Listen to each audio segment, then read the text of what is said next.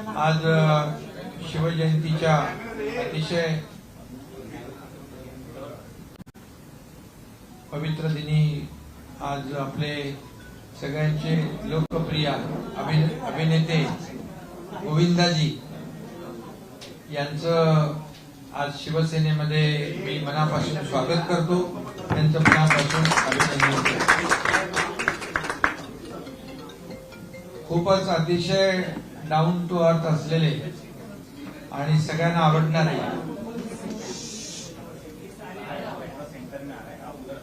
आणि सगळ्याच समाजामध्ये लोकप्रिय असलेले गोविंदाजी यांचं मी पुन्हा एकदा स्वागत करतो आणि त्यांचं मनापासून अभिनंदन करतो आणि त्यांना शुभेच्छा देतो।